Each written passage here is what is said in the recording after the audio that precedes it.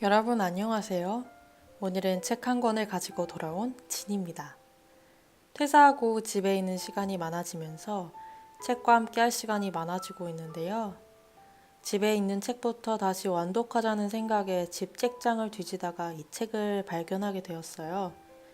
이 책은 학창시절 수업을 통해 이미 접한 작품이기도 하고 그 당시 제가 느꼈던 작품에 대한 고정관념이 여전히 머릿속에 박혀 있어 읽을까 말까 고민하다가 결국 책을 집어들었습니다. 그 책은 바로 9살 인생입니다. 9살 인생은 9살의 고단한 인생을 살고 있는 주인공 여민이의 눈을 통해 지지리도 가난했던 1960년대 산동네 사람들의 힘들면서도 가슴 따뜻한 이야기를 그린 책인데요. 아들을 그리워하며 외롭게 집을 지키고 있는 토굴할매, 짝사랑의 열병에 끙끙대며 앓고 있는 골방 철학자, 미래의 짜장면 박사를 꿈꾸는 검은 제비 등의 인물에게서 진한 감동과 웃음을 느낄 수 있는 책입니다. 그럼 간단한 소개를 마치고 몇 가지 주제를 가지고 제 생각을 나눠볼게요. 9살, 세상을 느낄 나이.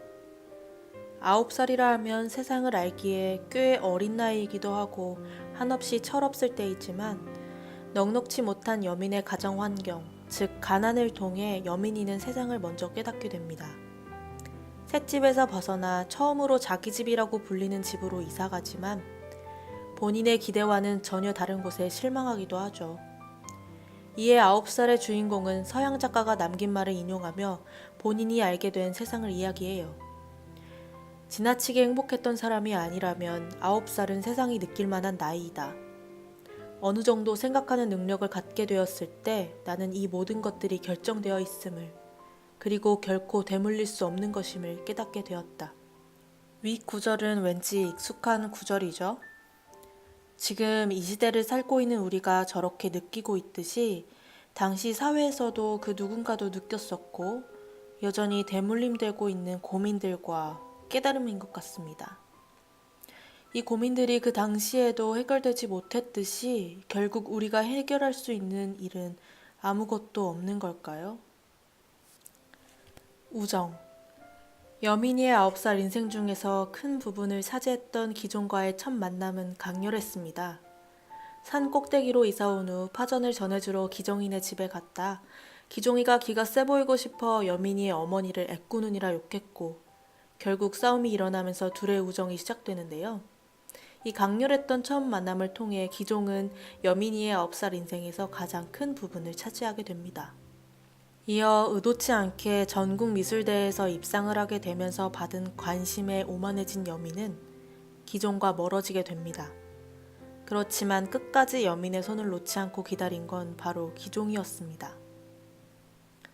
기종이는 나직히 한숨을 쉬었다. 하지만 나는 너를 기다리고 있겠다. 왜냐하면 나는 내가 여전히 좋기 때문이다. 너는 내 말을 가장 다정스럽게 들어준 아이였어. 그것만으로도 난 너를 잊지 못할 거다. 얼마 살지 않았지만 그동안의 인생의 길에서 제가 해온 인간관계는 뭐랄까 꽤 필요관계에 의해 이루어졌는데요. 그러다 보니 우리의 인생에서 이렇게 끝까지 기다려주는 이가 있을까라는 생각과 의심을 하게 되었습니다. 그리고 과연 저도 그런 종류의 사람이 될 수 있을까 생각이 들었고요. 인간관계라는 것, 조건 없이 묵묵히 누군가를 기다려주고 함께 해준다는 것이 얼마나 어려운 일임을 이제야 알게 되었는데 이 책에서의 9살인 기종이는 묵묵히 그 어려운 것을 해냅니다. 철없는 9살의 첫사랑, 그것이 가져다준 소중한 것들. 첫 번째, 사랑. 여기서 우림이란 캐릭터가 등장하게 됩니다. 우림이는 여민의 같은 반 여사친으로서 늘 여민을 째려보며 틱틱거리는, 의미 없이 시비 거는 당시 전형적인 소녀상으로 그려진 캐릭터입니다. 여민과 우림은 뭐랄까 애증의 관계죠.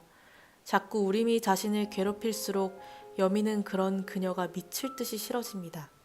이제 저 친구랑 놀지 말자 할 때쯤에 우림이 선생님께 체벌받고 결석하는 일이 일어나게 되는데요.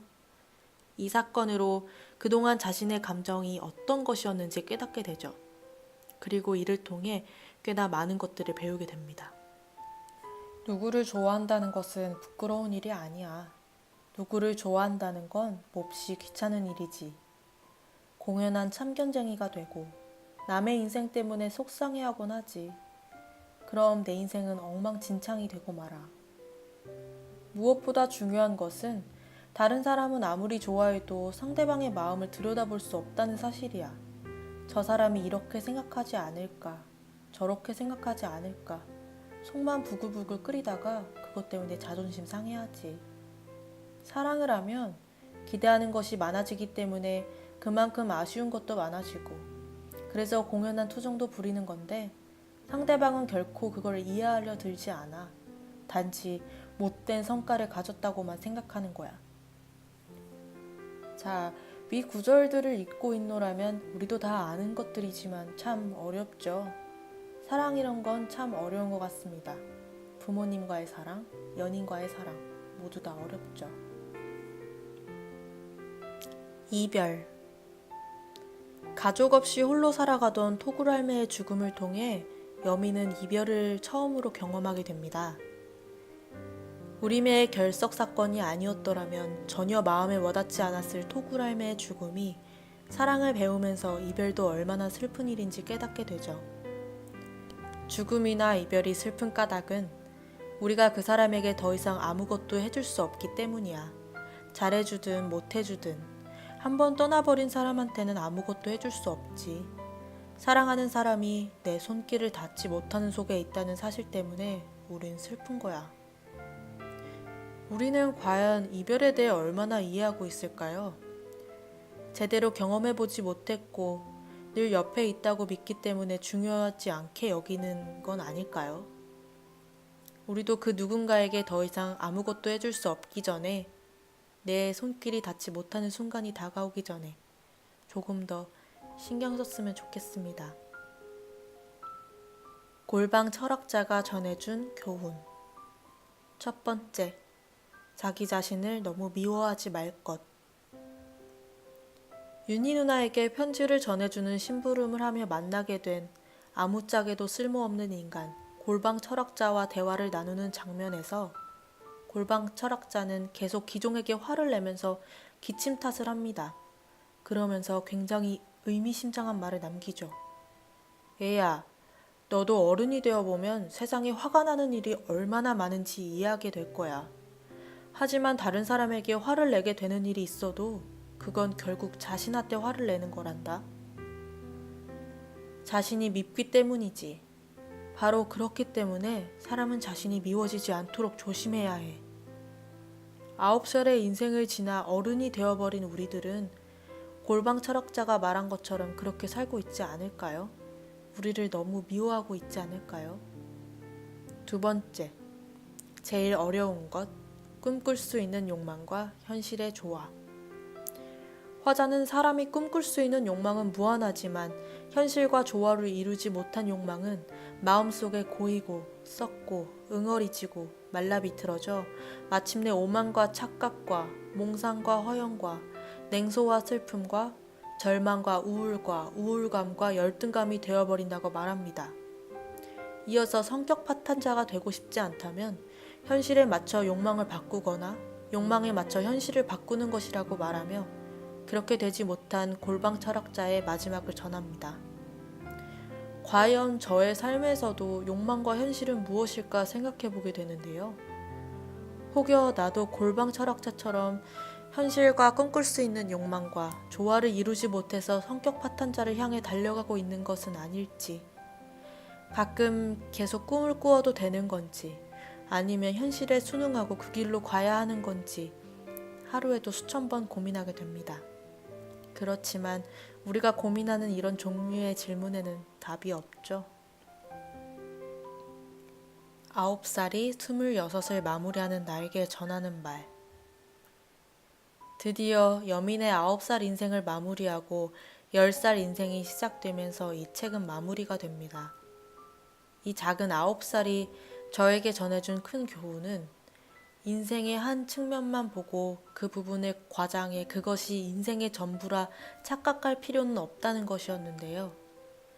기쁨 때문에, 욕망 때문에, 증오 때문에, 사랑 때문에, 과거 때문에, 현재 때문에, 미래 때문에 혼자만의 울타리를 쌓으려 들지 말라고도 전합니다. 늘 울타리치며 나만의 인생에 빠져있던 저에게 큰 도전을 던져주었고, 저 또한 내 인생은 여기서 끝난 것이 아니므로 화자가 전하는 말처럼 저도 또다시 인생 이야기를 흥미진진하게 꺼낼 수 있길 바라면서 얼마 남지 않은 26의 인생을 잘 마무리해야겠다는 생각이 들었습니다. 저의 27의 인생은 어떤 형태로 다가올까요? 그리고 여러분의 새로운 인생은 어떤 형태로 다가올까요? 오늘의 리뷰는 여기까지입니다. 이 책은 매 읽을 때마다 느끼는 포인트가 달라지네요. 점점 나이를 먹어가며 세상의 중심을 두고 읽게 되는데요. 이건 우리가 점점 순수한 아이에서 어른이 되어가고 있다는 이야기가 아닐지 그런 생각을 해봅니다. 늘 제 영상을 좋아해주시는 구독자 여러분들께 감사드리며 저는 다음 영상으로 돌아오겠습니다.